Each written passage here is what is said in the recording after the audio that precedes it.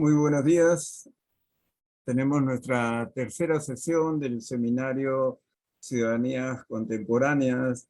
Esta vez nos acompaña la filósofa y profesora Daniela Gallego Salazar. Permítame, antes de que empiece su exposición, de presentarla.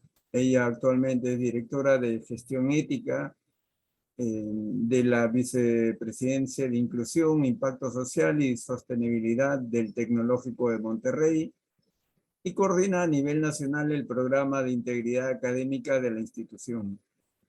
Asimismo, participó del 2015 al 2020 en el diseño de la competencia de compromiso ético y ciudadano del nuevo modelo educativo de la institución. Desde sus estudios universitarios, la ética, la ciudadanía y la democracia constituyeron sus áreas centrales de interés, transitando cada vez más hacia temas relacionados con la ética aplicada a las organizaciones públicas y privadas, la educación, la integridad y la convivencia intercultural. Por eso mismo, en la medida que también participamos de los mismos temas en nuestro grupo de investigación, la hemos invitado para una presentación y conversación luego con los miembros. Es doctora en Ética y Democracia por la Universidad de Valencia, máster en Responsabilidad Social de la Empresa por la Universidad Politécnica de Valencia, licenciada en Ciencias Políticas por la Universidad de los Andes y diplomada en Formación Estratégica para Gerentes de Alto Desempeño por el Tecnológico de Monterrey. Ha participado en varias publicaciones, permítanme señalar alguna, es coautora del libro que está justo por salir, Superar la corrupción, horizontes éticos y educativos para América Latina. También en el 2014, como coautora de Guía para la Gestión de la Diversidad Cultural en las Pequeñas y Medianas Empresas. Y entre otras publicaciones, cabe resaltar el trabajo que hizo con Francisco Arenas Dols en una obra colectiva. Ellos son editores de un libro titulado El Ciudadano Democrático, Reflexiones Éticas para una Educación Intercultural, publicado en Madrid del 2009. Uno de sus artículos relevantes para nuestra investigación es Propuesta Educativa para la Formación Ética y Ciudadana en el nuevo modelo educativo del Tecnológico del Monterrey, escrito en 2019. Y otra serie de artículos en revistas especializadas. Así que hoy día la hemos invitado y su propuesta de tema es Acupuntura Social en la era de la posverdad, la promoción del compromiso ciudadano a través de las organizaciones. Daniela, muchas gracias por compartir con nosotros tus ideas. Tienes la palabra, por favor. Pues buenos días a todas y todos, de verdad que muchísimas gracias por esta invitación. La verdad es que siempre es un gusto tener la posibilidad de compartir con colegas de otras latitudes y reflexionar sobre temas pues, que son de interés común y preocupaciones comunes para nosotros. Yo quiero contarles un poquito desde dónde voy a hablar.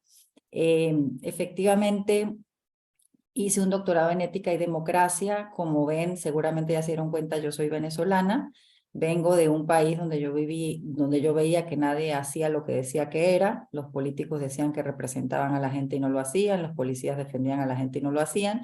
Entonces a mí me empezó a interesar mucho el asunto de la ética, el asunto del compromiso, el asunto del compromiso moral que se teje desde la sociedad civil, desde las instituciones y que hace que las democracias funcionen, ¿no? Entonces, bueno, hice la tesis sobre el tema de la democracia deliberativa y después que la terminé me fui a trabajar en una ONG en un barrio donde habían problemas serios, porque habían inmigrantes, habían gitanos que venían de Rumanía, que eran gitanos que no se adaptaban, y había una población española que tenía muchos años viviendo en ese barrio, y habían fuertes problemas de convivencia. Y para mí fue muy interesante ese ejercicio de pasar de una reflexión muy abstracta, donde yo venía de leer a Habermas, a Rawls y tal, y luego estar en un barrio donde tenía que ver cómo me las ingeniaba, a través de qué estrategias podía generar espacios de convivencia, espacios de encuentro entre las personas, ¿no? Entonces, desde el principio de mi ejercicio profesional, mi orientación ha sido muy práctica. Yo soy una practicante, no me dedico tanto a la investigación, sino que soy una practicante que lo que trata es sobre todo de ver cómo se puede encarnar la ética en las organizaciones, en los diseños curriculares, etcétera. Y por eso mi trabajo desde la Dirección de Gestión Ética en este momento es justamente el diseño y el despliegue de estrategias de gestión ética en el Tecnológico de Monterrey, que es una institución muy grande, tiene 26 campus, tiene 4 preparatorias, tiene más de 100.000 estudiantes, más de 30.000 empleados, porque también está el Tecmilenio. Entonces, digamos que desde ahí trato de promover estos sistemas de gestión ética para justamente promover temas que tienen que ver con la ciudadanía. Y estoy haciendo todo este marco para que entiendan un poco desde dónde voy a hablar, y también con la salvedad de decirles que la verdad es que tuve poco tiempo, he tenido unas semanas muy difíciles, y que bueno, me hubiera gustado preparar un poco más esto que les voy a contar, pero creo que aquí hay algunas ideas interesantes. Entonces se llama Acupuntura Social en la Era de la Posverdad, la promoción del compromiso ciudadano a través de las organizaciones. Lo que yo quiero hacer es hablar un poco del contexto de este contexto en el que estamos viviendo, de la posverdad, los retos que esto está implicando para la ciudadanía, y cómo las organizaciones pueden ser un espacio, uno de los espacios para el fortalecimiento de valores y rasgos centrales del etos democrático. Y le llamo acupuntura social porque creo que son intervenciones que debemos ir haciendo en las distintas organizaciones, en las empresas, en las escuelas, en las universidades, pero intervenciones intencionadas, estructuradas, organizadas, que nos permitan ir cultivando ese etos de la ciudadanía, porque cada vez el espacio de construcción de la ciudadanía es más amplio y más disímil, ¿no? Entonces, bueno, empiezo con una primera consideración sobre la noción de la ciudadanía. Pues para todos nosotros, la democracia, bueno, creo yo, ¿verdad? Es una idea seductora, es una idea poderosa, porque la democracia tiene una promesa, y encierra la promesa de que la vida en común, la vida en sociedad, puede ser resultado de una voluntad común, de una voluntad que articula la ciudadanía para poder realizar el proyecto de vida que tiene razones para valorar. Los ciudadanos son entonces pues el eje fundamental sobre el que orbita la democracia, y en principio somos ciudadanos porque somos miembros del pleno derecho de esta comunidad y tenemos una relación política y efectiva con esa comunidad. Entonces hay como 2 dimensiones muy importantes de la ciudadanía. Una es esa relación política y la otra esa relación afectiva, perdón, con la comunidad. En relación a la primera parte, a lo político se debería expresar en esa capacidad que tenemos los ciudadanos de intervenir en la discusión de los asuntos de interés común, para que esos asuntos de interés común nos permitan tomar decisiones justas. De manera que desde la perspectiva liberal, como todos sabemos, los ciudadanos tenemos derecho a participar en la discusión pública sobre lo que serían las normas que regulen la sociedad, sobre los derechos a los que todos deberíamos tener acceso para poder, como dije antes, desarrollar el proyecto de vida que tenemos razones para valorar. Y por otro lado, cuando hablamos de la dimensión afectiva, me refiero a la pertenencia, que para mí es sumamente cada vez más importante, porque se requiere que las personas se sepan y se sientan miembros de una comunidad. Es muy difícil que yo asuma responsabilidades si yo no me siento miembro de una comunidad, miembro de un territorio donde compartamos una historia común, porque esa sensación me va a motivar a trabajar por esa comunidad, a intervenir en la definición de sus valores y de su futuro. De manera que la justicia por una parte, la búsqueda de la justicia, y por otro lado, la sensación de pertenencia, serían los 2 ejes fundamentales del ejercicio de la ciudadanía. La búsqueda de la justicia Desde la teoría liberal siempre se ha dicho que se haría a través del ejercicio de la razón pública. Y la pertenencia se cultivaría por medio de las relaciones y vivencias que tienen lugar en el marco de la sociedad civil, los valores compartidos, etc. Estas son las dos dimensiones que habría que desarrollar y que habría que cultivar desde el punto de vista teórico para el fortalecimiento de la ciudadanía. Sin embargo, hoy en día asistimos a una crisis de legitimidad de las instituciones democráticas y a fenómenos de polarización política en no pocas democracias, con una cierta ruptura de la cohesión social. Los clivajes sociales, las divisiones sociales, están imposibilitando el proyecto de construir y fortalecer instituciones justas. Y los ciudadanos se ven más como enemigos, con nociones a veces irreconciliables sobre los valores que sientan las bases de la vida en común. Por esa razón, el propósito de esta intervención es reflexionar sobre el fenómeno de la posverdad y su impacto divisorio en la sociedad, como un condicionante que mina esa dimensión de pertenencia a la ciudadanía. Si los ciudadanos separados y aislados se perciben como enemigos, es sumamente difícil que se comprometan en el fortalecimiento de las instituciones democráticas y de sus procedimientos para la construcción de la justicia. Una vez hecha esta reflexión, me gustaría pensar con ustedes en qué medida las organizaciones pueden contribuir al fortalecimiento del compromiso de los ciudadanos con los ideales de la democracia, desde las propuestas del civic engagement y la responsabilidad social de las organizaciones. Entonces empezamos la primera discusión, que sería el reto de la construcción de la pertenencia en la era de la posverdad. Según el diccionario de Oxford, la posverdad se refiere a las circunstancias en que los hechos objetivos influyen menos en la formación de la opinión pública que los llamamientos a la emoción y a la creencia personal. La realidad se construye desde los sentimientos y las creencias de los grupos a los que pertenecemos. Estos temas los estoy sacando de un artículo de Domingo García sobre la noción de posverdad. En términos de Domingo García, la verdad ya no busca correspondencia con la realidad, sino que describe actitudes personales, emociones y sentimientos. Mi verdad se convierte en la verdad si tengo poder para conseguir que los demás crean en mi mensaje y así lo sientan. Así, frente a las injusticias, la posverdad construye una realidad paralela. La posverdad oculta las injusticias, las invisibiliza. La posverdad es la distorsión o la negación deliberada de los hechos y la realidad.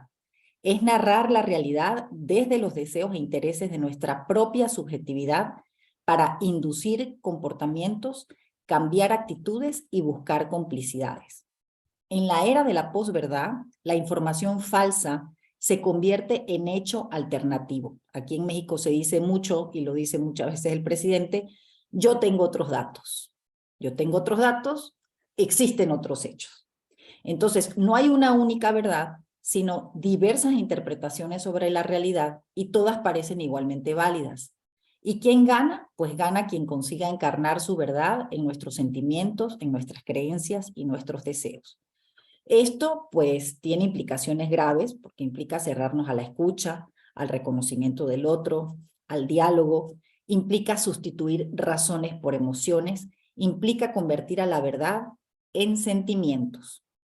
El auge de la posverdad en la construcción social de la realidad está fuertemente vinculado al incremento y progresivo uso de las redes sociales, las cuales constituyen verdaderas comunidades de pertenencia en torno a las cuales se agrupan las personas en función de sus preferencias emocionales, dando lugar a la proliferación de grupos tribales en territorios virtuales, desde los cuales se desacreditan los valores y los acuerdos mínimos en torno a los cuales se estructura la convivencia y la vida democrática.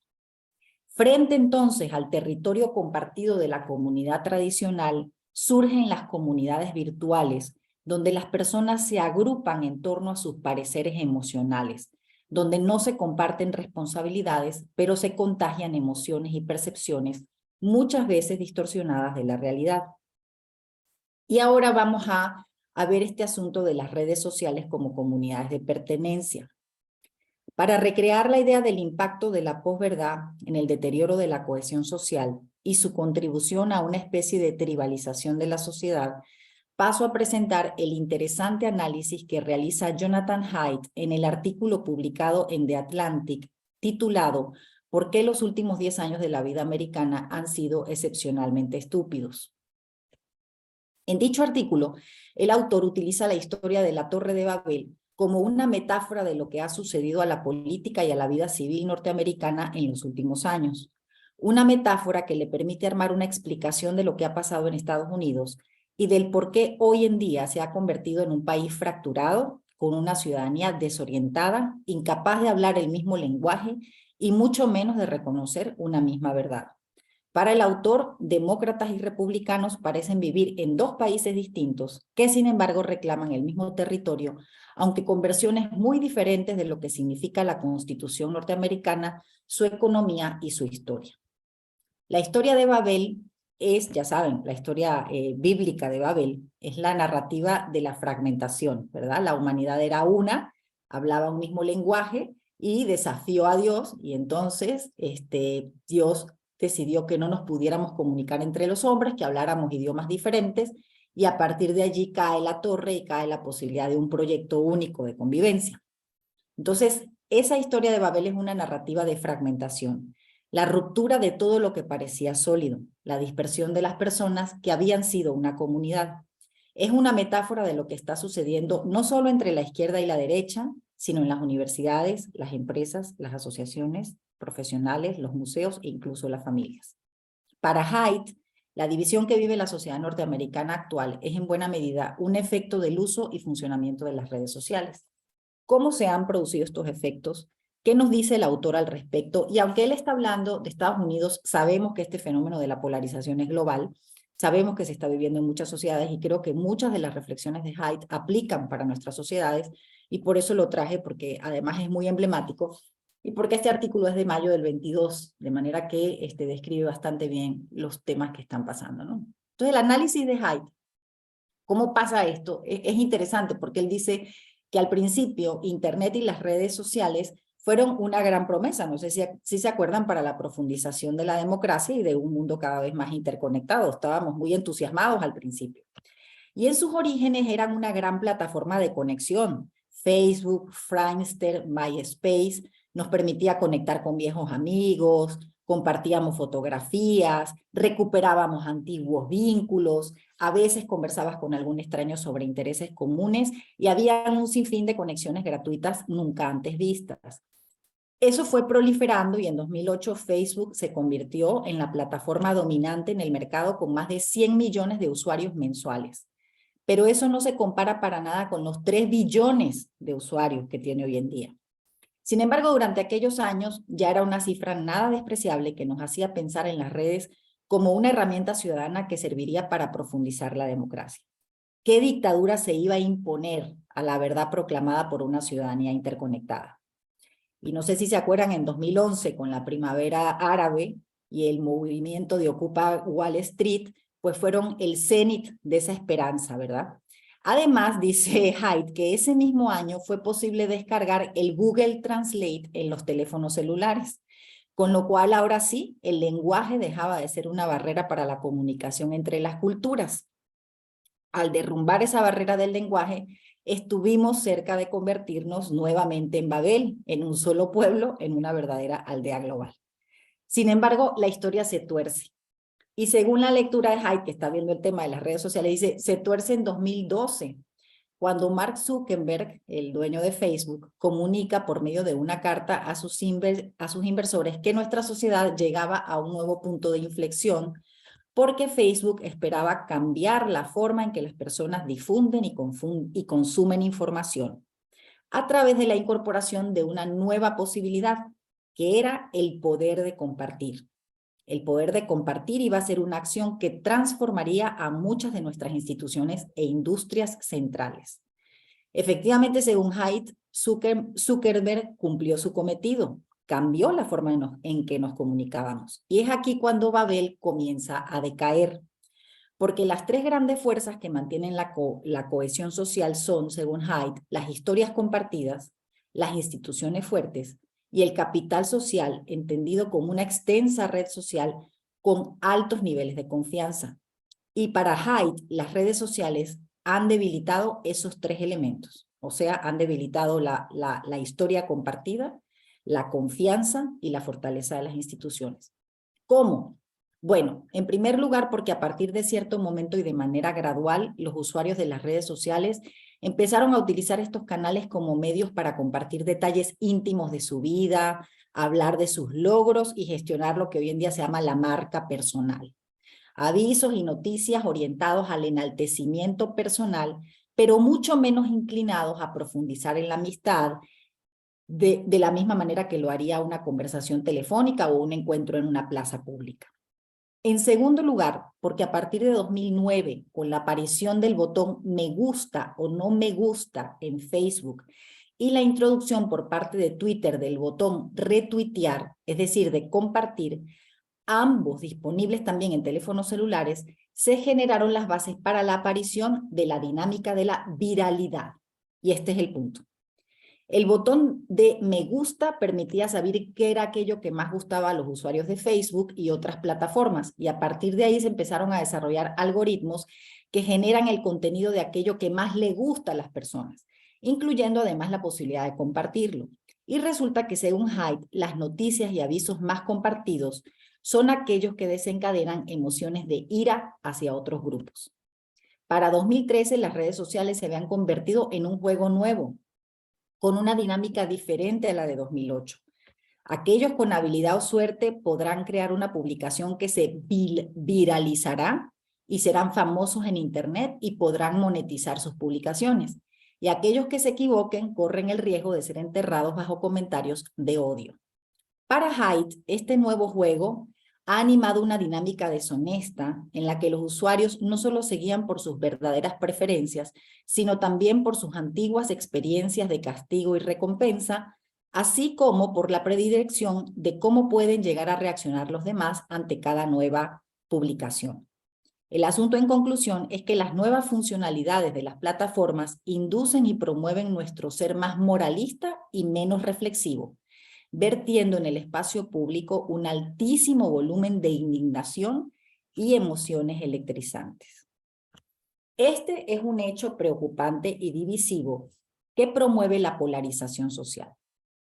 Una situación frente a la cual advirtió claramente James Madison mientras redactaba la Constitución de los Estados Unidos, al reconocer que las comunidades democráticas están sujetas a la turbulencia y debilidad de las pasiones rebeldes, y teniendo en cuenta que la democracia depende del juicio colectivo del pueblo, la clave para el diseño de una república sustentable consistía en diseñar instituciones y mecanismos que permitieran desacelerar las cosas, enfriar las pasiones, exigir compromisos y brindar a los líderes cierto aislamiento de la manía del momento, mientras los obligaba a rendir cuentas al pueblo periódicamente el día de las elecciones.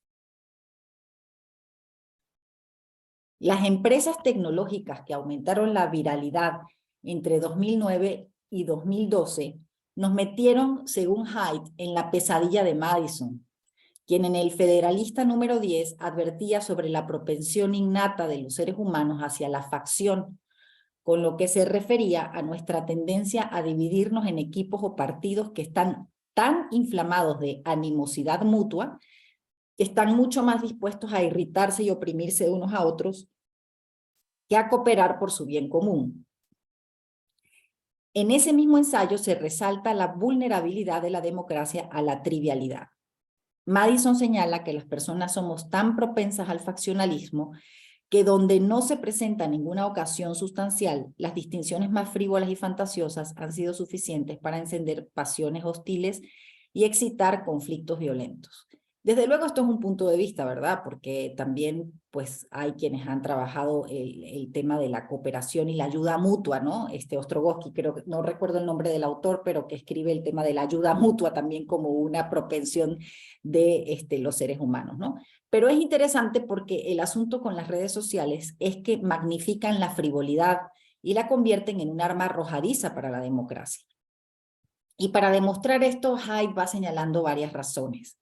Primero promueven la pérdida del tiempo, y eso lo sabemos todos. Llaman la atención pública sobre temas súper triviales, ¿no? Como la discusión sobre el vestido que utilizó Melania Trump en el memorial del 11 de septiembre, y desvían la discusión pública de asuntos importantes, ocultando, ¿verdad? Los temas de la justicia, las exigencias básicas de justicia debajo de la alfombra.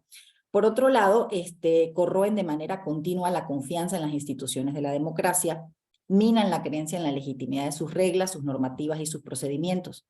Cuando los ciudadanos pierden confianza en sus líderes electos, en las autoridades de salud, en la Corte Suprema, en la policía, en las universidades y en la legitimidad de las elecciones, cada decisión pública se convierte en objeto de discusión y cada elección en un asunto de vida o muerte, en una lucha para salvar al país del grupo opositor.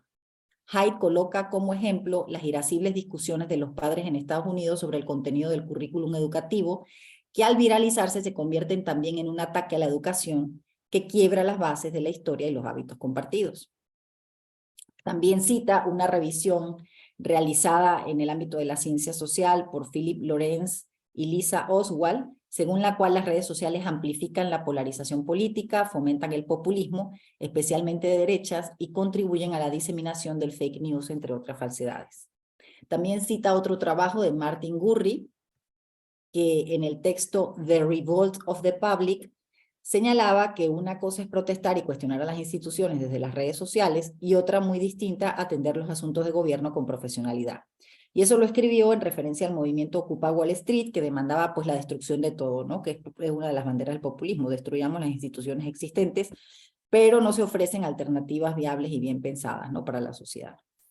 En fin, la revolución digital ha contribuido a la fragmentación de la sociedad porque la indignación es la clave de la viralidad y alimenta la hostilidad entre unos y otros. Yo creo que esto es muy importante, ¿no? Para Gurri, más que discusión pública, estamos ante personas que se gritan las unas a las otras o que viven en burbujas altamente diversas y desconectadas. Otro problema importante que tiene la viralidad es que las noticias se disuelven en un mar ensordecedor de información en el que nada perdura.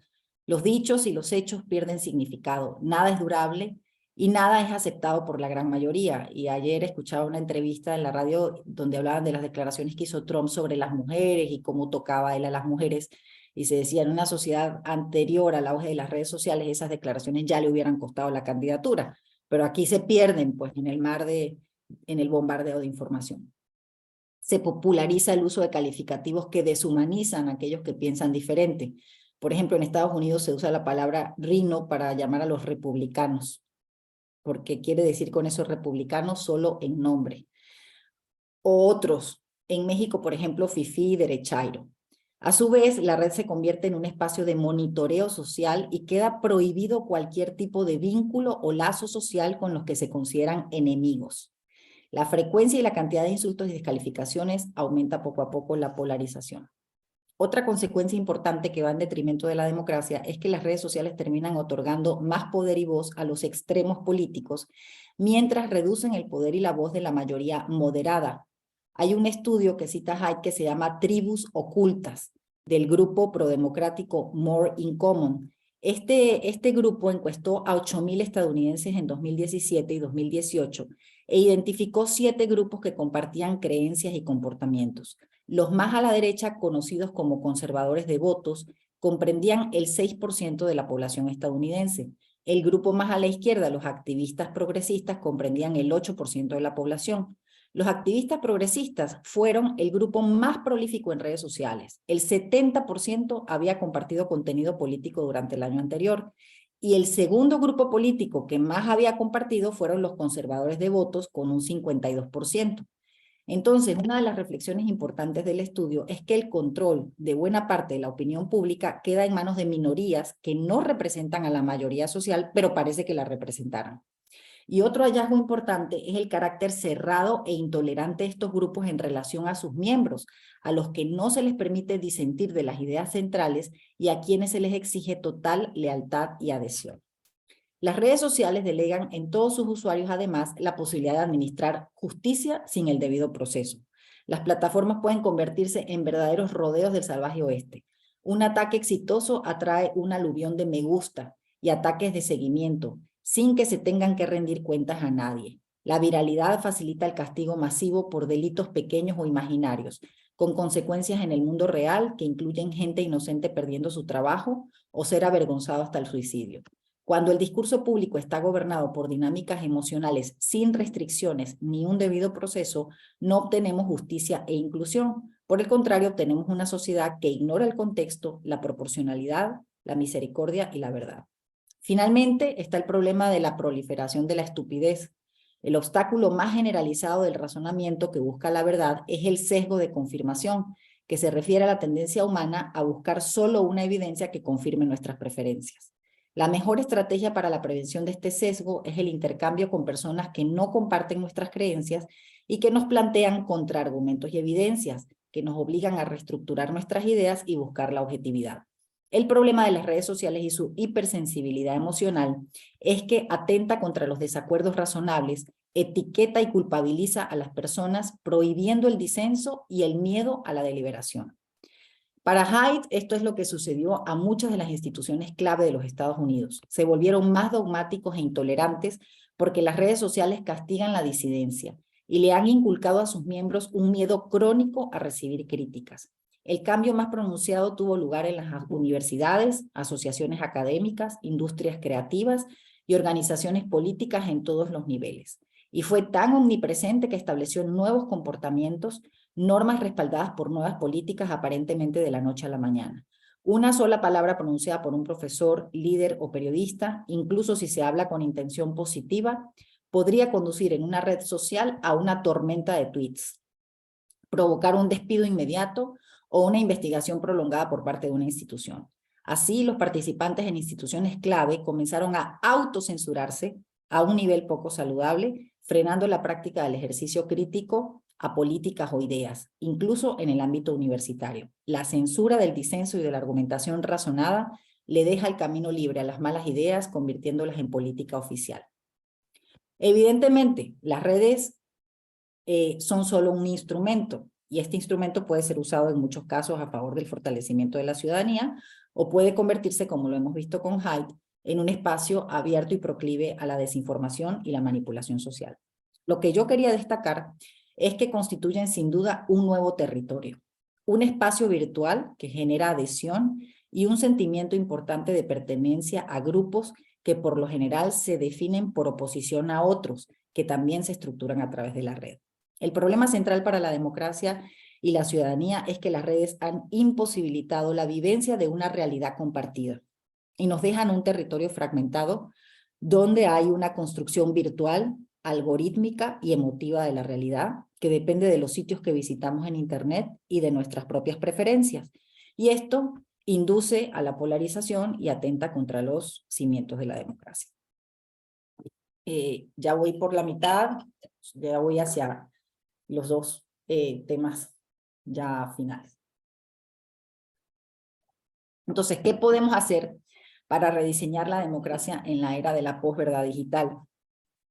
Obviamente, así como son múltiples las causas del deterioro de la democracia, aunque aquí hayamos analizado una sola, las estrategias para su reconstrucción y fortalecimiento son amplias, variadas y provienen de diversos frentes.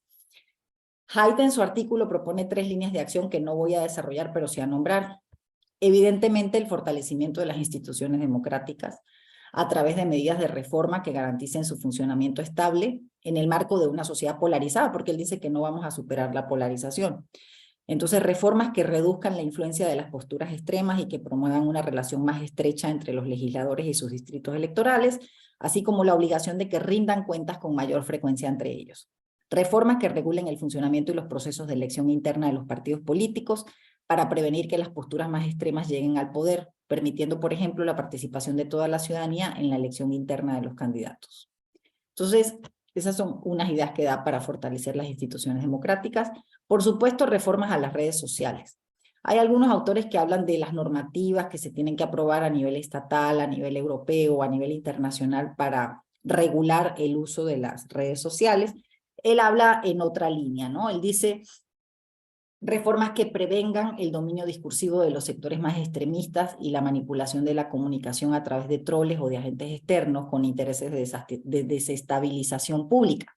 Y eso incorporaría Eso implicaría, incorporar cambios como, por ejemplo, el sugerido por Frances Haugen, una antigua empleada de Facebook, quien recomienda modificar la función de compartir, de modo que un contenido solamente pueda ser reenviado 2 veces y que la tercera persona de la cadena deba copiar y pegar el contenido en una nueva publicación. Así se evitaría el envío masivo de información a través de algoritmos. Incluir otras medidas que hagan más lenta la difusión de fake news o contenido falso. Otra medida podría ser la incorporación de botones que obliguen a la verificación de los usuarios como una precondición para la amplificación de sus mensajes. Antes de que un mensaje llegue a millones de personas, que exista alguna manera de verificar que el mensaje fue enviado por un ser humano con la edad necesaria para hacerse responsable por las consecuencias generadas por los contenidos publicados. Y también dice Haidt que es fundamental preparar a la próxima generación para vivir en entornos diversos, para que se entrenen en la escucha de puntos de vista distintos y que sepan vivir con desacuerdos morales. Las redes sociales impiden el desarrollo de habilidades de autogobierno emocional, impiden el desarrollo de la capacidad de cooperar, de gestionar conflictos y de aceptar derrotas. Todas estas habilidades, señala, se aprendían a través del juego y en el mundo de relaciones que tenían lugar en el marco de la comunidad local, en el territorio donde se desarrollaba la vida, pero dejan de aprenderse en la comunidad virtual porque de ella es fácil salirse cuando las cosas se ponen difíciles. Haidt dice que los efectos de las redes sociales ya se observan en la generación Z que viene entrando a las universidades porque son menos abiertos a los discursos distintos a sus puntos de vista, son menos tolerantes con la diferencia. Haidt cierra su artículo hablando de la importancia de las asociaciones locales, las que maravillaron a Alexis de Tocqueville y que han hecho posible la democracia en Estados Unidos. Evoca la importancia de fortalecerlas porque ellas están constituidas por lo que llama la exhausta mayoría, que no participa ni comparte los discursos polarizados de la red y que puede y debe encontrarse en esos espacios para identificar problemas comunes y seguirse entrenando en la habilidad de resolverlos en conjunto. En suma, y recuperando la noción de pertenencia y territorio, el fortalecimiento de la democracia y del ejercicio de una ciudadanía responsable pasa por la recuperación del vínculo en el marco de un territorio, de un espacio público en el que nos sintamos ligados y, como dice Adela Cortina, obligados a encontrarnos el uno con el otro, a construir intersubjetivamente nuestras pretensiones de validez y a fortalecer con los demás los valores que sostienen la democracia, es decir, esos valores mínimos que promueve Cortina, como son el respeto, la libertad, la igualdad, el diálogo, etc. Ese espacio es sin duda la sociedad civil. La democracia y la ciudadanía no se reducen al sistema político, sino que se fortalece y sostiene en el marco del sinnúmero de organizaciones, empresas y asociaciones que constituyen el tejido social. Allí florece lo que Goodman y Thompson decidieron denominar la democracia media, y es el espacio en el cual Antonio Lafuente señala que deberíamos practicar la acupuntura social, es decir, intervenciones mínimas pero estratégicas orientadas a promover la vivencia de los valores centrales de la democracia, la tolerancia, el diálogo, la articulación de proyectos colectivos y la resolución de problemas a través de la colaboración y la ayuda mutua, la corresponsabilidad. En este sentido, mucho se ha escrito sobre el rol de las empresas y las organizaciones, las cuales, al formar parte del tejido social, adquieren responsabilidades y compromisos, entre los cuales gozan de amplio reconocimiento hoy en día los deberes que tienen que ver con la sostenibilidad del medio ambiente, y en algunos casos la responsabilidad que tienen las organizaciones de incorporar planes de igualdad de género e inclusión de la diversidad, y también ahora políticas de integridad corporativa. De ahí que algunos teóricos del compromiso cívico, como Harry Boyd, señalen que las instituciones están en condición y en la obligación moral de promover valores y capacidades democráticas porque son co-creadoras de la realidad institucional y social en la que habitamos, porque son también artífices del mundo que nos rodean y están en condición de contribuir para que la confianza, la tolerancia y la justicia acontezcan. Empresas y organizaciones son ciudadanos corporativos que intervienen en la vida social, generan hábitos y promueven o atentan con su actuar los valores de la democracia. Creo además que son un territorio esencial para el desarrollo de la ciudadanía, dado que la gran mayoría de las personas están vinculadas a ellas a través del trabajo y pasan en ellas gran parte de su vida. De modo que son un espacio donde se generan relaciones de pertenencia y se puede cultivar el etos democrático. Y ahora sí ya paso a la última parte, que sería pues ese compromiso cívico a través de las organizaciones. En México se aprobaron ajustes a la Ley General de Responsabilidades Administrativas, y ese cambio de ley ha venido instituyendo a nivel público y privado que las organizaciones tengan que contar con un código de ética y con un sistema de integridad que asegure el cumplimiento de las funciones de las organizaciones en un marco de transparencia, de honestidad y de respeto a los principios éticos. Con el auge de la corrupción son cada vez más crecientes las acciones que se están realizando además en el ámbito internacional para promover estos sistemas de gestión ética en las organizaciones. Y creo que esto es una verdadera oportunidad para promover el ethos democrático. Y aquí abro un paréntesis, porque yo recuerdo que cuando uno leía Kant decía, bueno, la libertad tiene que ver con esa capacidad de darnos a nosotros mismos nuestras propias leyes. Y las organizaciones tienen un conjunto de normas, de procesos y de lineamientos, y muchas veces en las organizaciones esas normas y esos procesos no se cumplen. Entonces, si nosotros esperamos que eso se cumpla a nivel público, tenemos que poder cumplirlo a nivel de las organizaciones donde habitamos en el día a día, donde transcurre nuestra cotidianidad. Entonces, los sistemas de gestión ética, pues, implican pues las normas de funcionamiento de las organizaciones, los procesos que tienen las organizaciones para gestionar conflictos, las acciones de sensibilización y diálogo, de educación y de formación, de comunicación que tienen lugar en las organizaciones y también los momentos de evaluación y de monitoreo de cómo se están haciendo las cosas. Entonces, estos elementos están orientados a construir y fortalecer un clima ético en las organizaciones. Se aplican normalmente para prevenir la ilegalidad, pero también hay una dimensión ética y pueden promover una conducta responsable. A decir de Villoria, la clave del éxito de los sistemas de gestión ética no reside en la existencia formal de estos sistemas, sino en su implementación efectiva, es decir, en que se encarnen en la cotidianidad, en que se les monitoree constantemente y que vayan mejorando. Entonces se habla, por ejemplo, cuando se aplican estos sistemas de gestión ética a las organizaciones, por ejemplo, el colega que tiene una escuela pública, ¿no? El que es director de una escuela, bueno, que tiene un sistema de gestión ética para la organización de la vida dentro de la escuela con sus profesores. Entonces, estos sistemas empiezan normalmente con una evaluación. Hay un código de ética en esta institución, se conoce ese código de ética, hay normas para gestionar los conflictos de interés, cómo funciona la organización, cuáles son sus valores, se respeta la meritocracia, hay procedimientos para la asignación de recursos o se asignan por amistad. Se evalúa a las personas por sus contribuciones de manera objetiva, cómo es la relación con los proveedores, cómo es la relación si fuera la escuela con los padres y representantes, se permite contratar amigos, hay controles presupuestarios. Entonces, haciéndonos todas estas preguntas, pues ya estamos tratando valores que están relacionados con la democracia, ¿no? Y luego, bueno, hay un código de ética, nos sentimos parte de la constitución de ese código de ética, ese código de ética nos habla a nosotros. Hay una estructura de gestión, es decir, se gestiona la integridad, se gestiona el cumplimiento de ese código de ética, hay espacios para conversar sobre los conflictos, cómo se trabajan los conflictos en ese mundo organizacional, qué acciones de capacitación se hacen. Algún momento se ha hablado de valores durante el año, de valores entre los profesores, entre los que limpian la escuela, con los padres y representantes. Perdón que me quede con este ejemplo, pero así lo voy diciendo, ¿no? Entonces, hay claridad sobre cuáles son los problemas centrales de la escuela. Hay problemas de nepotismo, hay problemas de soborno, hay favoritismo, hay conflicto de intereses. ¿Qué valores se tienen que trabajar?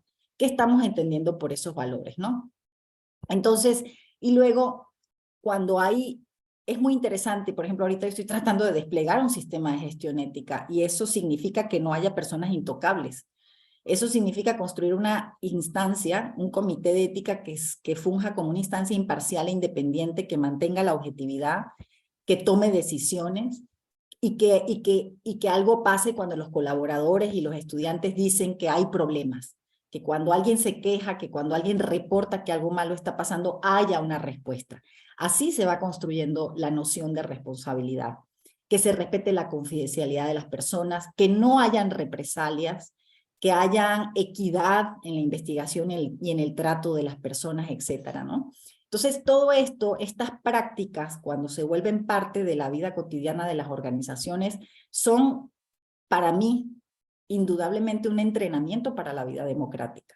Además, es muy difícil y muy absurdo pensar que yo vivo en una organización donde donde impera el nepotismo, el amiguismo, el conflicto de intereses y que yo luego puedo salir a la calle y convertirme en ciudadano ejemplar y abogar por la construcción de una democracia fuerte. Eso no es posible. Entonces, creo que los primeros territorios, los territorios más cercanos son aquellos donde hacemos la vida, son las organizaciones donde vivimos. Y ya para ir cerrando, quería citar un libro de Mary Brown que se llama Corporate Integrity, donde destaca la importancia del diálogo en la construcción de una cultura de la integridad, de una cultura ética en las organizaciones. Necesitamos incorporar el diálogo, porque el diálogo es un espacio de reflexión, de inclusión y de toma de conciencia sobre la forma que tenemos de comunicarnos y de actuar. Y hemos dicho que las redes sociales niegan el diálogo. Entonces, Marvin Brown dice, ¿cómo podemos cambiar nuestras prácticas y costumbres cuando somos parte de ellas? La única vía es la reflexión. La reflexión nos permite hacer una pausa, desconectar el piloto automático y apreciar lo que está sucediendo a nuestro alrededor. Y esa reflexión es nutritiva y válida cuando se realiza en el marco de un proceso dialógico y, si es posible, con alguien que piense distinto a nosotros. A decir de Brown, la mayoría de las personas hacen lo que consideran que es correcto teniendo en cuenta el mundo en el que piensan y viven. Sin embargo, es muy probable que su lectura del mundo sea insuficiente o incluso incorrecta. En este sentido, la reflexión con otros es fundamental para poner a prueba nuestras creencias y saber si estamos o no en lo cierto. La reflexión constructiva es aquella que tiene lugar en el marco de un diálogo abierto a la diversidad de posturas y a los desacuerdos morales. Una cultura abierta al diálogo tiene la posibilidad de fortalecer y promover la integridad entre sus miembros. Y es muy interesante porque hay muchas organizaciones que son realmente autoritarias. Entonces, cuando tú empiezas a incorporar un sistema de gestión ética y a incorporar estos elementos en la vida cotidiana de la organización, pues yo creo que se abre la esperanza, ¿no? Para ir fortaleciendo pues esos valores de la ciudadanía. Las recomendaciones de Brown en relación al diálogo coinciden con las que propone la tradición de la ética discursiva. El diálogo que proponen estas éticas tiene 3 rasgos fundamentales. Es incluyente, o sea, incorpora a los afectados por la decisión o sus representantes. Es deliberativo, exige que los planteamientos o exigencias se presenten a través de un proceso de argumentación racional e imparcial, de modo que los participantes puedan reflexionar sobre ellos, y busca generar una voluntad común, porque parte de la convicción de que las preferencias de los individuos y colectivos pueden transformarse cuando se demuestra que hay buenas razones para ellos. Ya para terminar, ya voy cerrando, la deliberación es un espacio de reflexión que puede generar adhesión y transformar conciencias, fomenta la reciprocidad, la cooperación y exige que las decisiones sean tomadas por medio de la argumentación. Uno de los rasgos más importantes es que propone reconocer y desentrañar el valor moral de todas las posturas, aun cuando haya desacuerdos, con lo cual nadie se siente discriminado. El paso siguiente es avanzar en la construcción de acuerdos y soluciones justas a partir de propuestas racionales y bien fundamentadas que cuenten con la aprobación de los implicados. Cuando esto no es posible, la deliberación al menos permite poner en orden los enfrentamientos, distinguir entre lo moral, inmoral y amoral, entre exigencias fundadas en la búsqueda del interés común y aquellas que solo expresan intereses individuales. Este proceso de razonamiento colectivo genera una suerte de economía del desacuerdo moral, según Goodman y Thompson, en la que es probable que los implicados descubran que los conflictos son el resultado de falta de información o de malos entendidos. Eso pasa mucho. El diálogo deliberativo puede contribuir al fortalecimiento de la integridad y de un cierto etos democrático, en tanto es una herramienta que mejora la autocomprensión colectiva. Entonces, en el diseño y despliegue de los sistemas de gestión ética es fundamental el diálogo sobre el sentido, el significado y la vivencia de los valores de la organización, de valores también como del respeto, la participación, la deliberación, la transparencia y la responsabilidad. La comprensión y la vivencia de estos valores en el mundo del trabajo puede contribuir al fortalecimiento de la ciudadanía. Y bueno, luego ya Goodman y Thompson, que han trabajado mucho este tema de la deliberación, sí hablan de algunas virtudes que podrían promoverse en la ciudadanía o en las personas para promover el diálogo, para aprender a dialogar. Yo creo que tenemos que entrenarnos en esto, creo que no lo sabemos hacer nuestras sociedades tienen una tradición un poco más autoritaria y que sí tiene sentido entrenarnos en el diálogo, ¿no? Y entonces ellos hablan de la importancia, unas virtudes de la argumentación, que entre ellas ellos le llaman principios de integridad cívica. Dice, tenemos que ser consistentes, o sea, tenemos que aprender a expresarnos con sinceridad, y cuando mantenemos una postura moral, defenderla, no porque sea políticamente conveniente, sino porque de verdad creemos en ella, ¿no? Que seamos consistentes entre lo que decimos y lo que hacemos. O sea, ellos dicen, bueno, si alguien, por ejemplo, está en contra del aborto, pues también debería ayudar a los niños que no tienen familia, debería ayudar a las casas que recogen nenes. O sea, no solamente debería quedarse en un asunto contra el aborto, sino un asunto de ayuda a la niñez, y lo que te importa es la vida, ¿no? Y cuando defendemos una postura moral, tendríamos entonces que aceptar y cargar con las implicaciones que de ahí se derivan, ¿no? Y por otro lado, unas virtudes para la escucha. Necesitamos aprender a escuchar y a reconocer las posturas morales con las que no estamos de acuerdo, ¿no? Y entender cuáles son las razones que defienden a aquellos que están en otra postura moral. Necesitamos aprender a considerar los argumentos que adversamos como argumentos morales y no como fruto del interés económico o como fruto de un afán de dominación. Si le negamos el estatus moral a los argumentos de las personas que consideramos nuestros oponentes, entonces no va a haber razón para dar explicaciones, no va a haber razón para dialogar. Una mentalidad abierta y sobre todo apostar por la economía del desacuerdo moral, es decir, tratar de evitar el conflicto innecesario a la hora de defender una posición. Con estas virtudes se busca promover la deliberación, la práctica del respeto mutuo y una convivencia fundada en el reconocimiento, el intercambio mutuo y la cooperación social. Yo, para cerrar, quiero decir que sí creo que a través de la cultura de las organizaciones podemos promover un ethos democrático, pero que esto requiere diseño. Y que estamos en una era, en un momento en el que las políticas de integridad y cumplimiento nos abren la puerta para diseñar sistemas de gestión ética en las organizaciones, y que ninguna organización está exenta de eso. Las ONGs, las escuelas, las universidades, de hecho yo lo estoy haciendo en una universidad, las empresas, todos podemos ir incorporando estos sistemas de gestión ética, y que son un ejercicio también de ciudadanía, porque son un ejercicio de acuerdo colectivo, de un conjunto de normas para operar dentro de esa organización. Entonces, bueno, con eso cierro y espero que pues les haya resultado de interés. Muchas gracias, Daniela. Realmente, claro que sí. Hay mucho material para pensar a partir de lo que nos has expuesto, ¿no? Vamos a abrir el espacio de las preguntas y el diálogo contigo. Me gustaría, mientras los compañeros van preparando sus preguntas, empezar con dos de ellas.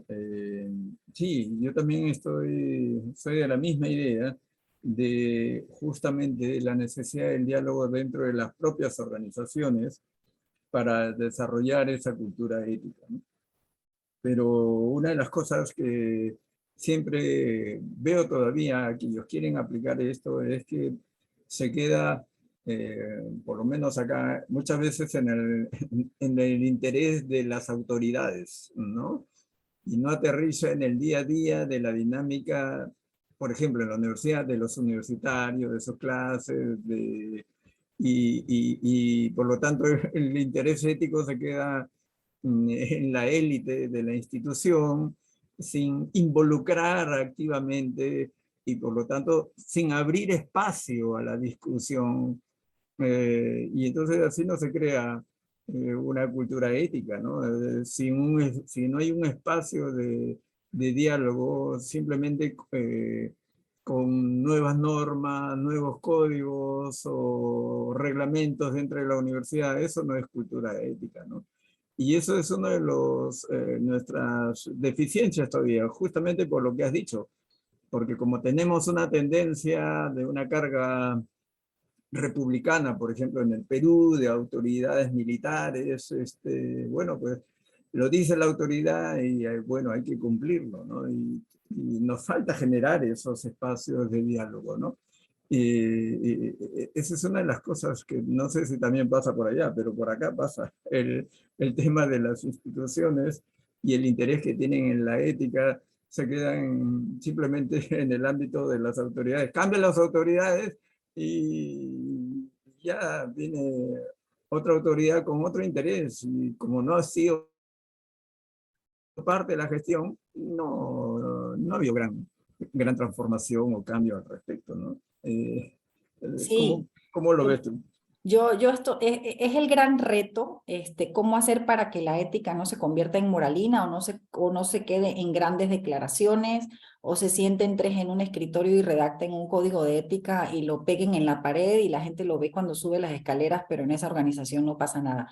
¿Cómo hacer para ir generando valor es decir, para empezar a estimar dentro de la organización la honestidad, el respeto, la dignidad y que eso se convierta en parte de la vivencia cotidiana de las organizaciones? Yo creo que ese es el gran reto y lo primero que quisiera decir es que quienes estudiamos filosofía tenemos la responsabilidad de hacer de esto también un ejercicio práctico de la vida cotidiana.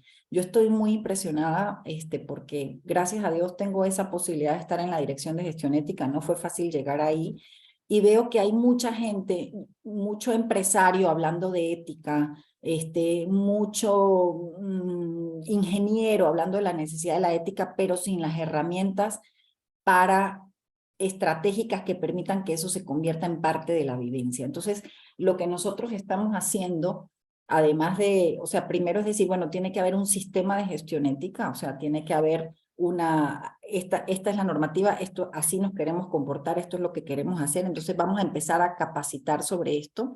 Ahorita vamos a hacer, por ejemplo, la figura del ombudsperson. Ahorita nosotros estamos capacitando a un conjunto de personas como embajadores de ética. Entonces, estos embajadores de ética son las personas con las que alguien en la organización puede llegar y conversar y decirle, chico, tengo este problema. O sea, son voluntarios, no tienen un salario, son personas que tienen un interés en vivir en una organización más congruente. Entonces, estos embajadores de ética son como la escucha que nos permite a nosotros conocer qué está pasando en la organización, qué capacitación se necesita, porque como tú lo sabes y lo ha estudiado muy bien la psicología moral, gran parte de las acciones corruptas a veces se hacen sin una intencionalidad tal, sino que se normaliza tanto la corrupción que la gente sencillamente la practica. Entonces, ir generando esa conversación sobre qué es corrupción y qué no es corrupción, qué es respetar la dignidad humana, qué no es respetar, en qué prácticas se refleja eso. Entonces, sí creo por una parte que quienes estudiamos filosofía o nos gustó la filosofía o este tipo de cosas necesitamos empezar a penetrar esos espacios porque no estamos allí la mayoría de las veces y tenemos la mirada y la sensibilidad que no tienen quienes sí sienten esa necesidad pero no tienen idea de cómo transmitir eso. La gente se queda en el discurso moralino de que hay que hacerlo bien, hay que ser bueno y no es ni ser bueno, es ser inteligente y generar las bases para que las organizaciones funcionen y sean confiables, porque eso es inteligente. Yo siempre les digo, yo no estoy hablando de bondad, estoy hablando de inteligencia colectiva para hacer la vida viable, ¿no? Y creo que hay muchas herramientas, o sea, además de las políticas y de los lineamientos, ahorita estamos como, por ejemplo, yo ahorita estoy revisando un curso que hay de capacitación de líderes donde al líder le dicen, cuando hagas la contratación, entonces yo ahí estoy metiendo, bueno, ¿qué debes hacer desde el punto de vista ético y qué no? ¿Qué cosas no puedes preguntar? Estoy diseñando cursos para cómo abordar conversaciones difíciles, porque nosotros los latinoamericanos tenemos este rollo con no decir que no. Y como no decimos que no, entonces nadie sabe dónde está parado y es sumamente difícil hacer proyectos y tienes que tener 4 planes por si sí es verdad, por si no es verdad, por si de pronto es medio verdad. Entonces, ¿cómo abordar conversaciones difíciles?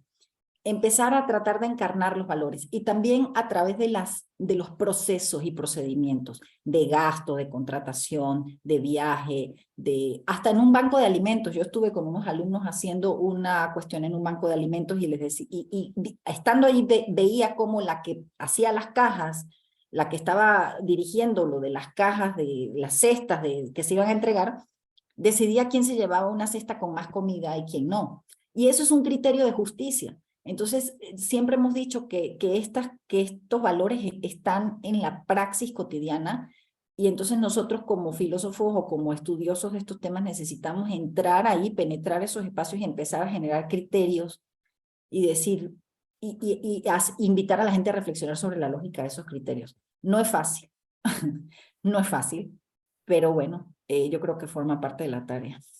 Sí, porque lo que también, el otro lado que hemos estado viendo también es llenarse de comisiones deontológicas, ¿no? De comisiones para sanción, para vigilancia, sanción, nada más, ¿no? Pero Sí. bueno, y pensar que así se va a formar las personas a partir de sanciones y sanciones. Eso que dices es súper importante porque hay como dos criterios ahí en el tema organizacional, el enfoque de cumplimiento y el enfoque de la integridad. Y el enfoque del cumplimiento es este que es punitivo. A mí me pasa, por ejemplo, con el programa de integridad académica que tenemos en el TEC, que tengo unos comités de integridad académica y que a veces parecen la Inquisición. Y yo les digo, espérate, es que no se trata de eso, o sea, no se trata de castigar. O sea, moralizar no es castigar lo que nos va a llevar a ser una sociedad más inteligente, ¿no? Pero ese riesgo siempre está cuando estamos en temas de ética, ¿no? Que entonces, y además me decía un psicólogo, esto ya es anecdótico, pero me decía, en sociedades muy corruptas, pues yo decía, ¿por qué se me ponen así tan moralinos y tan dignos? O sea, como que si nunca se equivocaran. Dice, porque cuando las sociedades son muy corruptas, la gente se quiere disociar, se quiere distanciar. Entonces, cuando habla de moral, se va al extremo, ¿no? Entonces, bueno, por eso digo que no es fácil. Pero adelante, Martín. Martín, por favor. Gracias, muy interesante, profesora Gallego, la exposición. Realmente tiene muchos ángulos y facetas. Quisiera comentar un par de cosas en todo caso. En reuniones anteriores hablábamos sobre la relación entre pobreza y ciudadanía. Y yo me manifestaba que no solamente hay que ver, por ejemplo, la pobreza en el sentido material, porque si no vamos a acabar hablando como economistas, ¿no? Que dónde están los pobres, cómo los medimos, cómo medimos el impacto de los programas de lucha contra la pobreza, y como filósofos no tendríamos mucho que decir, salvo que nos volvamos estadistas. Pero así hincapié en que también hay un ámbito de pobreza emocional y un ámbito de la pobreza espiritual. La pobreza emocional ha sido de alguna manera capturada, decía yo, por los psicólogos en la actualidad. Mientras que antaño los filósofos hablaban de frónesis, de prudencia, ¿no? Y era nuestra vieja beta ética, ¿no? Del ciudadano ejemplar, del ciudadano que genera justamente lo que acabas de decir, que genera ejemplo. No es tanto hablar de pegar carteles en las paredes, sino de generar ejemplo. Ahora, y la prudencia ha sido, digamos, siempre un poco el baluarte, ¿no? De los valores, esa lucha contra los valores, y que hemos dejado de alguna manera, decía yo, que caiga en manos de los psicólogos, que antes hablábamos de prudencia y ahora se habla de adaptabilidad, flexibilidad mental, asertividad, reflexión. Antes hablamos de justicia y ahora se habla de empatía, solidaridad, valentía.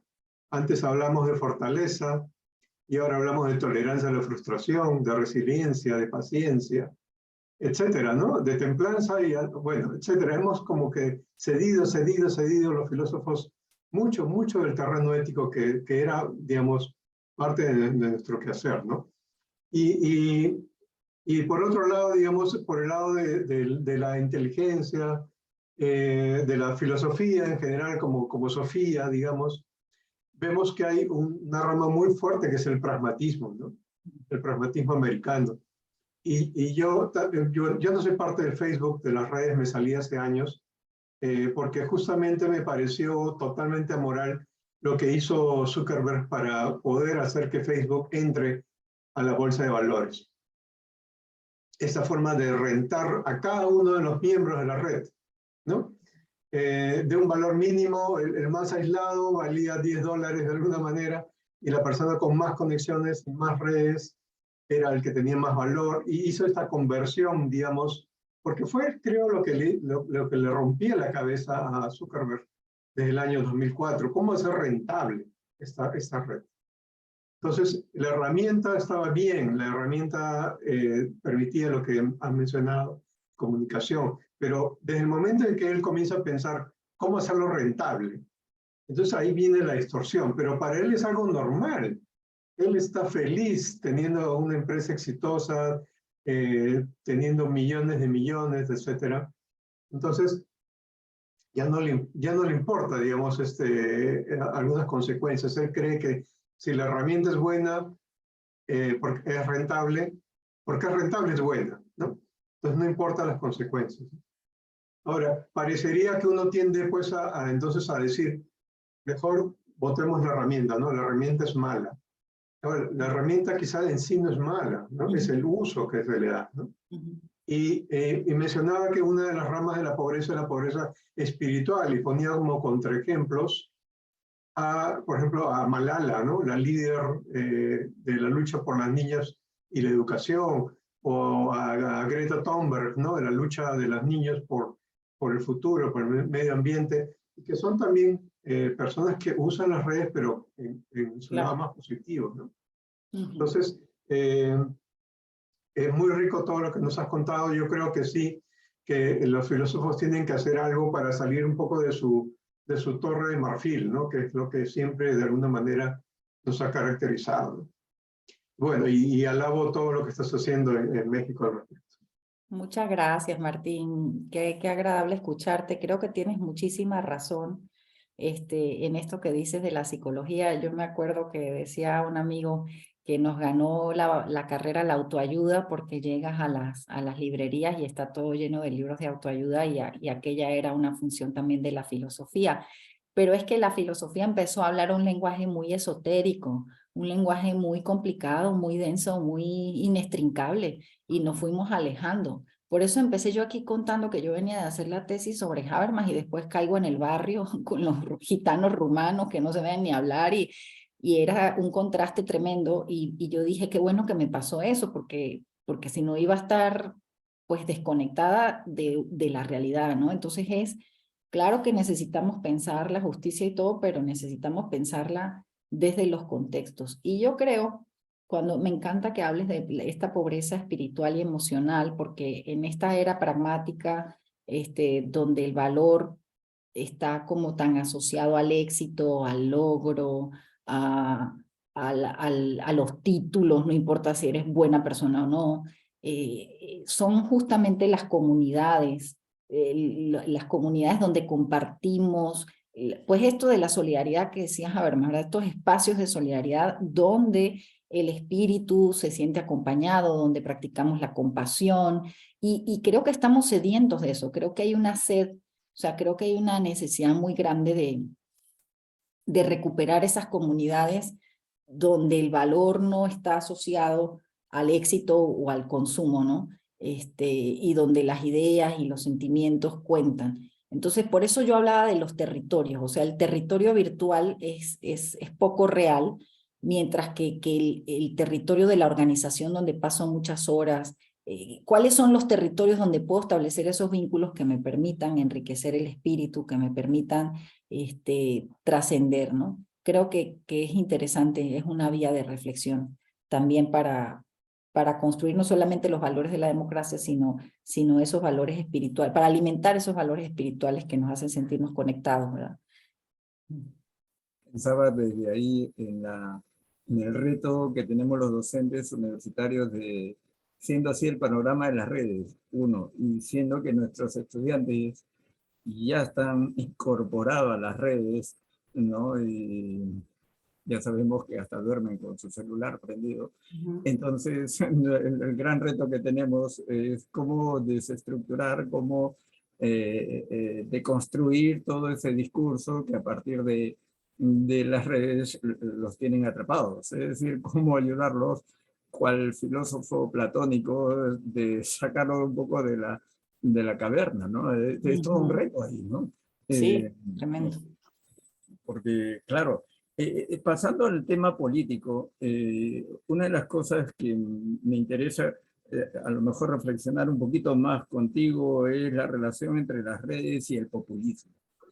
Ayer justo tuvimos una conferencia de una politóloga con un colega de derecha, estábamos hablando sobre el populismo, Y justamente una de las cosas es lo que tú has señalado, lo mismo para acá, la gran polarización que hay en la sociedad, ¿no? Y mucho de ese populismo está marcado fuertemente por convicciones religiosas. Entonces, no es un populismo solo de ultraderecha, se le puede calificar, o también, pues, también hay populismo de ultraizquierda, no sé, que no se salva, pero lo cierto es que ahora tiene el ropaje de lo religioso y no admite justo lo que tú señalabas en la última parte, ¿no? El que podamos encontrarnos en diálogo y que quiera dictar la pauta de la educación pública, ¿no? Ha habido grandes marchas acá de estos movimientos, ¿no? Queriendo trazar al Ministerio de Educación lo que se debe decir, lo que no se debe decir en cuestión de sexualidad, etcétera, etcétera. La educación sexual es su tema, es básicamente su tema, ¿no? Y entonces uno ve que este es un fenómeno no peruano, sino es un fenómeno muy extendido, lo cual implica entonces que hay algo más que está ocurriendo, ¿no? Y yo no sé si las redes son la única explicación donde ha encontrado el populismo una forma de, digamos, de incrementarse. ¿Tú pensarías que hay otros espacios donde el populismo, más allá de las redes, también se está alimentando? Ah, sí, claro, sin duda. Sí, sí, sí. O sea, claro, claro, las redes son una parte de la explicación en el sentido de que alimenta la ira y ese fenómeno de la viralidad que enciende y que potencia esta dimensión irreflexiva, pero por supuesto que está la gran desigualdad que generó la globalización, una desigualdad radical, una distancia cósmica entre las clases medias y las clases populares, que eso por supuesto que alimenta el populismo, porque yo siempre me pregunto a qué hora, por qué yo me deslindé por esto de la ética de las organizaciones, porque yo decía, ¿a qué hora le pides tú a alguien que trabaja de bedel, que se active políticamente, que escuche, que delibere? O sea, sé realista, Daniela, o sea, ¿a qué horas? ¿Por qué? Y la segunda pregunta fue, en el caso de Venezuela, porque yo siempre he pensado que la tragedia nuestra tendría que servir como caso de estudio para que no volviera a suceder. Y la otra gran pregunta era, ¿qué nos pasó a las clases medias, no? ¿Qué nos pasó? Yo creo que la polarización es terrible y hay que evitarla al máximo posible. Yo creo que es mejor apostar por una estrategia de contención de la radicalización de los discursos, de contención, de contención, de contención, porque la polarización lleva a la radicalización y a los juegos suma cero que no son viables, ¿no? Entonces, sí creo que hay otras cosas que alimentan el populismo, sin duda, esa desigualdad radical que generó la globalización y la debilidad del Estado de Derecho que también generó la globalización, porque las grandes, o sea, antes el Estado de Derecho tenía el control sobre las aduanas y tenía el control administrativo del territorio, y eso se acabó, o sea, el Estado se empobreció, se debilitó, el poder económico está por fuera del Estado, el Estado está sujeto al poder económico, entonces creo que eso también ha debilitado enormemente todos los programas sociales, todas las estrategias propias del Estado del bienestar que mantenían un poco la estabilidad social. Entonces, eso también creo que ha tenido un impacto muy fuerte. Antes de darle pase a Martín, nos pregunta Julio García lo siguiente.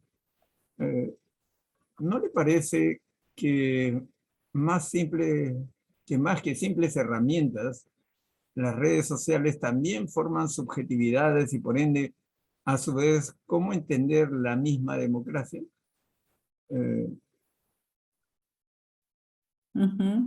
Sí, claro. O sea, las redes sociales estimulan una apropiación de la realidad unidireccional y como son virtuales y el algoritmo hace que solamente me aparezca la información que se parece a lo que yo consulto, se va constituyendo una mirada del mundo muy sesgada, porque una cosa era tener que bajar a la plaza en el pueblo donde te conseguías a todo el mundo, esa experiencia vital hacía que tú te dieras cuenta de que vivías en una sociedad diversa donde no todo el mundo pensaba igual, pero que tú podías vivir con alguien que tuviera un pensamiento distinto al tuyo. Pero cuando tu realidad, tu territorio, tu cotidianidad es ver y escuchar siempre lo mismo, vas afianzando un sesgo y vas creyendo que tú vives en la verdad y que cualquiera otro que no esté en ese discurso está equivocado. Yo recuerdo mucho cuando lo de Trump el 6 de diciembre, haber leído un testimonio de un republicano que dice que salió a la calle y vio que habían demócratas y que no lo podía creer, que no podía creer que existiera gente que no estuviera de acuerdo con Trump. O sea, estaba tan sesgada su visión de la realidad. Por eso a mí me gusta mucho un artículo de Adela donde ella habla de la responsabilidad, que ella lo saca de algo de un escrito de Yacuría y dice que la responsabilidad primero que nada implica conocer la realidad, saber dónde estoy parado, o sea, cómo es mi país, cómo vive la gente, o sea, mi país no es mi experiencia personal, mi país va mucho más allá, entonces conocer la realidad para poder apropiarnos de ella y encargarnos de ella, ¿no? Estoy de acuerdo. Martín. Gracias. Martín. Sí, gracias. Quería hacerte una consulta en base a tu experiencia, a tu trabajo de campo, digamos. Sí. Porque mencionaste un ejemplo de, por ejemplo, empresarios que quieren implementar un sistema, digamos, de seguimiento ético, etcétera. Pero debe haber, supongo, algunas cosas implícitas en lo que ellos postulan, o que han leído, o que han traído de algún texto, de algún libro. ¿Qué hay detrás? Y si es que hay algo detrás formal, digamos. Mira, a Y mí si, si sí. alguna vez has tenido la curiosidad de mapear cuál es el panorama ético de las personas en cuanto, por ejemplo, si uno pudiera aplicar un instrumento, quiénes son kantianos, quiénes son estoicos, quiénes son...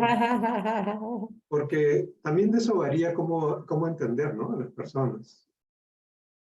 Oye, eso último de lo del panorama ético, yo no lo he hecho, pero lo podrías hacer tú, Martín, ya que tienes así como la psicología hace las clasificaciones de tipos de personalidad, tú podrías hacer una clasificación de tipo de inclinación ética. Eso estaría padre, ¿eh? Hacia la utilidad, eso me parece muy chévere, me parece una idea bien chévere, pero yo no lo he hecho, no. Fíjate que a mí, cuando yo les decía que siento que los filósofos tenemos que meternos aquí, es porque es que no paro de sorprenderme porque bueno, el TEC es una universidad privada, tiene mucho contacto con empresas, entonces pues yo nunca había escuchado tanto empresario en mi vida, o sea, la verdad, o sea, me ha tocado ahorita como que ir a foros donde hay mucha gente de empresa.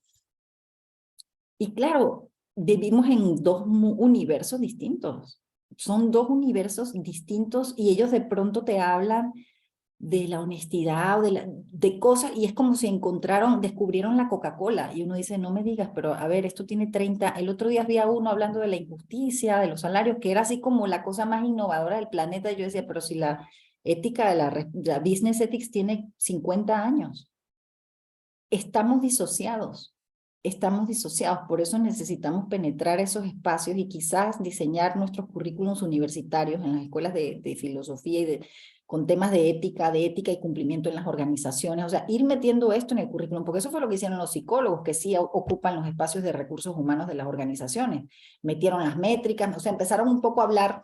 Yo creo que a nosotros sí nos corresponde a bajar de la abstracción e imaginarnos materias donde decir, bueno, ¿y esto cómo lo va a aplicar usted en la práctica? Consultorías éticas, auditorías éticas. Luego hay un montón de gente haciendo códigos de ética que no tienen ni idea. Fulano, el abogado y la comunicóloga hicieron el código de ética y a mí me toca estar y todo el mundo, ay, qué bueno que lo hicieron, y yo estoy mordiéndome la lengua porque digo, así no se hace, no está bien hecho, pero tampoco voy a andar de antipática, ¿verdad? Entonces, sí necesitamos correr esos sitios. ¿Cuáles son los referentes de los empresarios? Bueno, la gente que yo he escuchado, algunos hablan mucho del tema del capitalismo consciente. Estas cosas medio churriguerescas, medio esotéricas, o sea, estas cosas medio que combinan como el New Age y el pensamiento positivo y la felicidad, también mucho de psicología positiva, capitalismo consciente, pero por supuesto que no son discursos que hacen raíz en el tema de la justicia social. Sí, son discursos, sí es gente muy buena intencionada, pero gente como que muy, también sesgada, pues, porque sus prácticas vitales, porque sus experiencias son otras. Entonces, eso es lo que me acuerdo ahorita, que te puedo compartir. Ujú. No sé si hay alguna otra pregunta de los colegas que están presentes. A mí se me, dado que forma parte importante de empresas dentro del tecnológico, siempre me ha llamado la atención un problema que tenemos los que enseñamos ese tipo de materias en la universidad. Bueno, nuestro curso dura un semestre. ¿Qué tanto podemos haber influido en la carrera? Y a veces me ha tocado enseñar ingeniería, cursos de ética profesional o ética y responsabilidad social en el séptimo, en el noveno semestre, y ya los chicos están pensando en salir. Eh, ¿Qué tanto impacto puede tener eso, decía, ¿no? Y además, el otro inconveniente, no solamente es el impacto del curso, el otro inconveniente es, bueno, sale a una sociedad donde la lógica es diferente. Entonces, de nuevo, va a ser como escribir en arena. En cualquier momento viene el mar y se borró todo.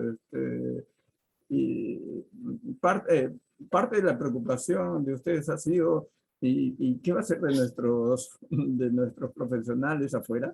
Donde la lógica está siendo trabajada de modo distinto, donde, bueno, por acá se maneja la idea de que las empresas tienen reservados el 10%, ya saben para qué, y etcétera de cosas.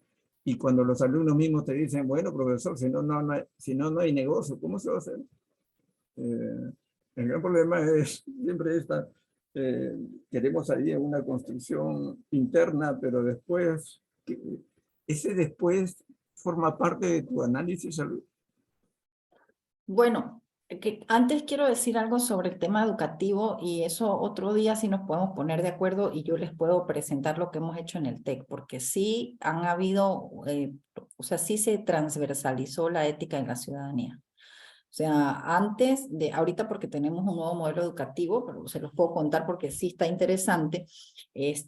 Antes lo hacíamos a través de dos materias, o sea, una ética, persona y sociedad y la otra ética de la profesión, pero además de las dos materias, habían materias sello de ética. Entonces, ¿qué hacíamos? Se capacitaban a profesores de ingeniería, o sea, de materias duras, y entonces ellos diseñaban actividades éticas y las incorporaban. O sea, era ética aplicada, pues era incorporar la ética dentro de la materia, no sé, diseño de estructuras de edificios, pues ahí. Entonces, eso fue muy interesante, se capacitó a mucha gente y entonces se hacía tanto con ética como con ciudadanía. Entonces, además había una materia de ciudadanía y también se transversalizaba la ciudadanía. Y además aquí en México hay una ley que obliga a todos los estudiantes universitarios a hacer 480 horas de servicio social antes de graduarse. Entonces, a través del servicio social también se educaba en ciudadanía.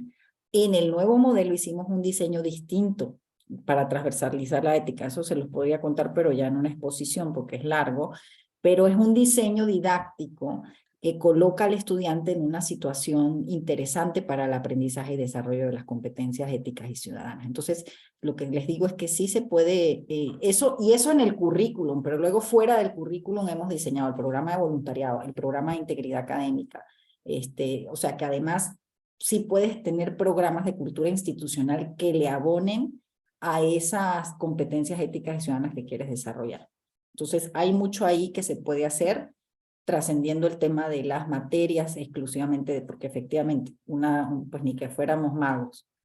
Y luego, ¿qué pasa afuera? Pues es lo que te digo, o sea, estoy como muy en contacto ahora con ese mundo de las organizaciones, con los diseños de...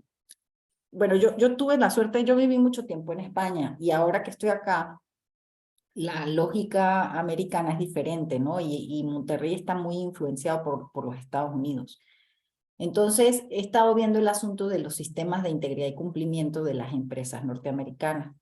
Y es interesante porque sí hay algunos presupuestos éticos que son firmes y que cuando la gente no los cumple hay despidos y que tienen una consecuencia para la vida de las personas. Entonces, yo creo que en el mundo profesional sí se puede, a las empresas les interesa porque no quieren que haya robo.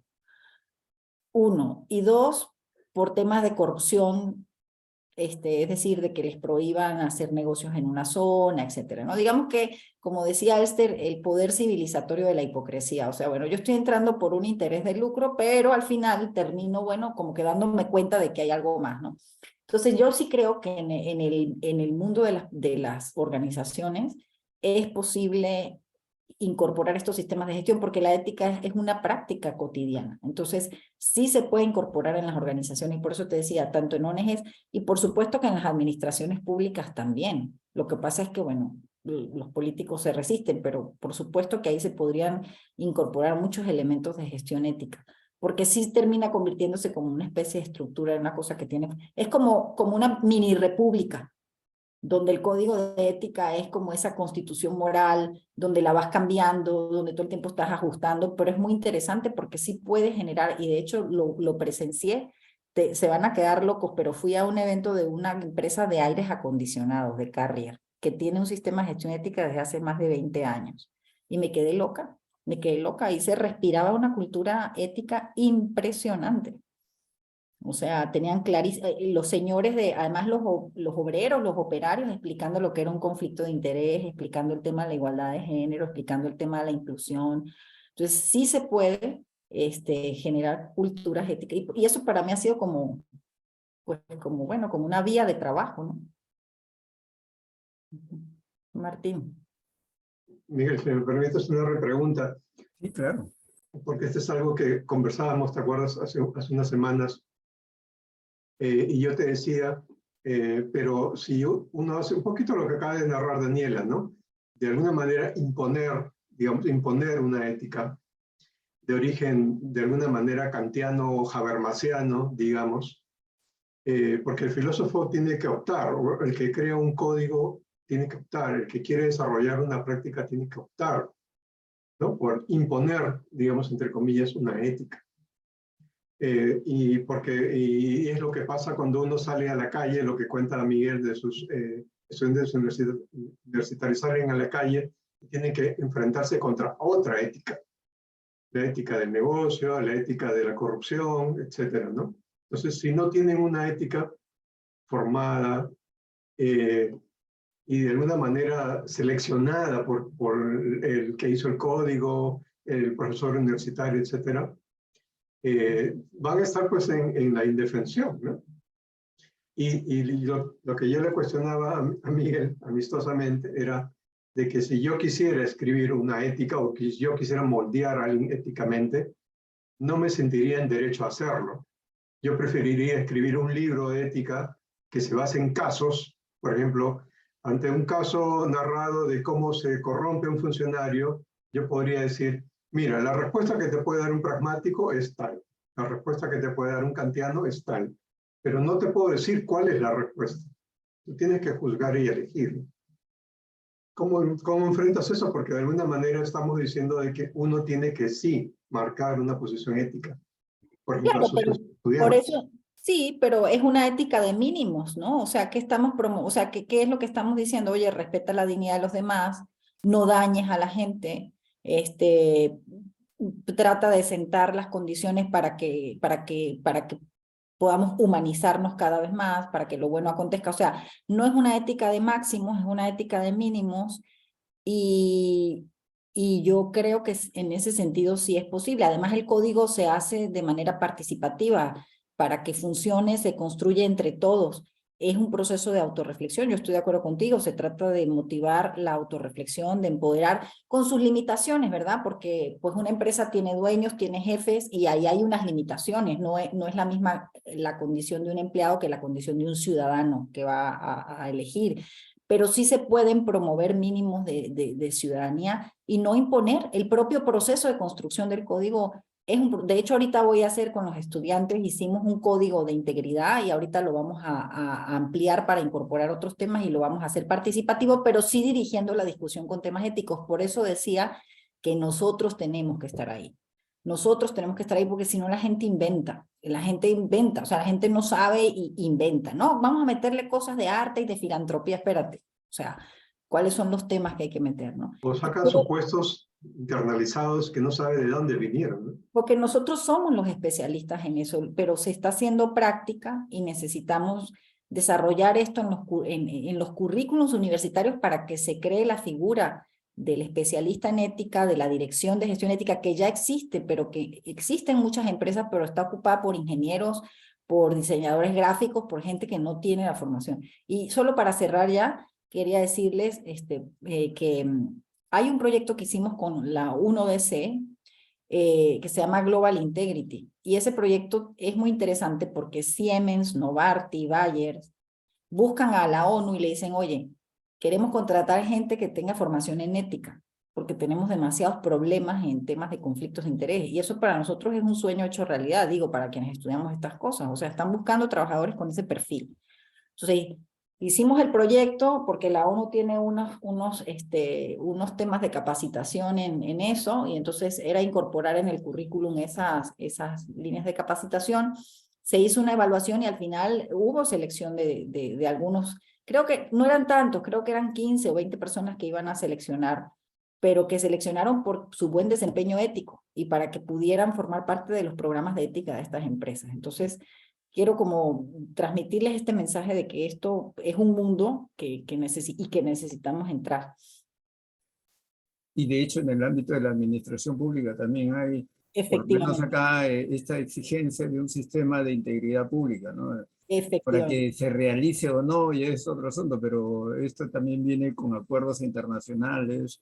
Lástima que son pocas las, por lo menos en lo que sé, son pocas las instituciones públicas que se toman en serio eso, capacitar y que se meta en la gestión, ni siquiera solamente en una charla de un profesor. Yo he recibido varias invitaciones de eso, pero después me pregunto, ¿y esto estará dentro de la gestión o simplemente es una charla que Exacto. invitan esporádicamente para justificar que están haciendo algo, ¿no? Entonces, y viene el problema de cómo hacer gestión en ética para que esto arraigue en la organización, porque justamente uno de los problemas que desde la teoría ética tenemos es que muy poco se ha hablado de las organizaciones, como si las instituciones no tuvieran una importancia, una relevancia en el comportamiento ético, ¿no? De los sujetos. Entonces, y yo he visto que quienes más escriben sobre la ética en las organizaciones no son filósofos, ¿no? Son administradores. Porque está la necesidad allí, ahí está. Por eso digo que necesitamos quizás desde nuestros diseños curriculares empezar a meter eso para que podamos entrar y no nos quedemos solamente dando clases, ¿no? Así, y nos centramos en el acto del individuo, en el acto del individuo, y como si no hubiera más elementos que intervienen en ese acto, ¿no? Que ya tiene que ver con el juicio a nuestras propias teorías que manejamos, ¿no? Definitivamente. Bueno, si no hay una intervención más y para no abusar del tiempo de Daniela, yo quiero agradecerle. Nos ha dado mucho para qué pensar, para nuestros trabajos. Nosotros venimos haciendo un rastreo al tema de la ciudadanía. Durante ya algunos años hemos trabajado sobre ciudadanía y corrupción, hemos publicado un par de libros, ciudadanía y de sociedad secular, que acabamos de terminar.